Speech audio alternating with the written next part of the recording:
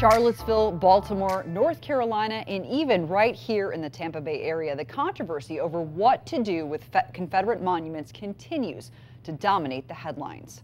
Tonight, people who wanted the Confederate monument in downtown Tampa to be taken down are celebrating a victory. Good evening, I'm Katie McCall. I'm Carolina Lead. It took about 24 hours for them to come up with $140,000 to relocate it. Now the question is, what happens next?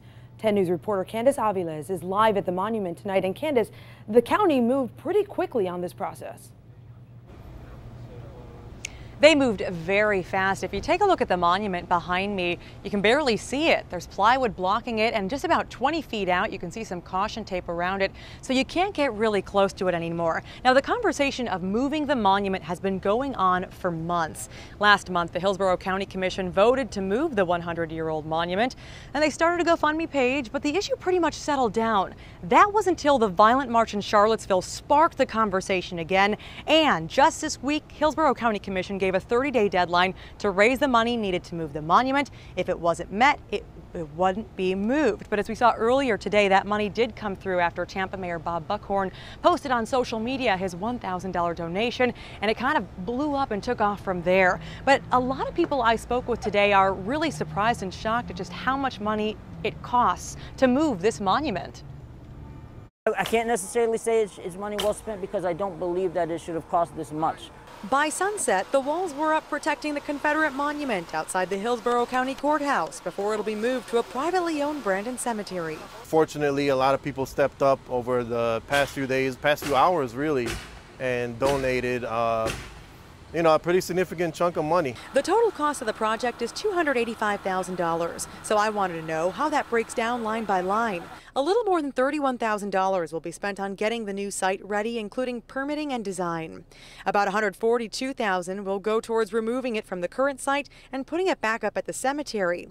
Another $103,000 is for the cemetery improvements like lighting and fencing. And the final $8,000 will be spent on restoring the spot in downtown. People both for keeping the monument in place and against it say it's money not well spent. And I think there's some inflated numbers there. I think it could have been done a lot more affordably. The school board is crying for money. How many school supplies could be bought for the children?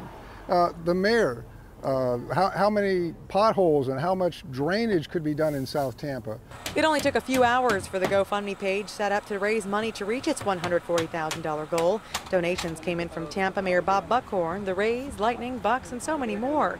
Money well spent to Commissioner Les Miller, who proposed the monument to be moved in the first place. Some people gave 20, some people gave 10, and some people gave 50,000. And to them, I said, thank you so very, very much for your efforts, and thank you for all that you've done. Despite the hefty price tag, some say it's the cost for moving in the right direction. I think this sends a clear signal in terms of what the city of Tampa and the county of Hillsborough stand for, that we are moving on, that we are moving towards reconciliation and justice.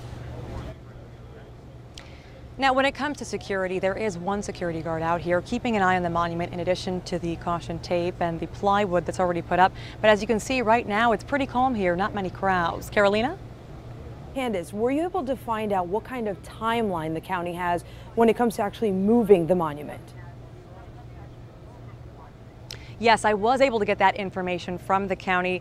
So here's what I got. Right now, August, they're surveying the area to dig it up, and they're also getting the cemetery ready. Remember, a lot of that money is going towards the cemetery where this is going to be moved to, so they're prepping that area. Now, by mid-September, they're hoping to actually move the monument. By late September, early October, they're going to be putting that monument back up at the cemetery in Brandon. And by mid-November, they are hoping to be done with it all. Now, remember, this story is so developing. It seems to change, if not every day, even sooner than that. So we'll keep you up to date on everything as it develops right here on 10 News and on our 10 News app. Reporting live, Candace Aviles, 10 News.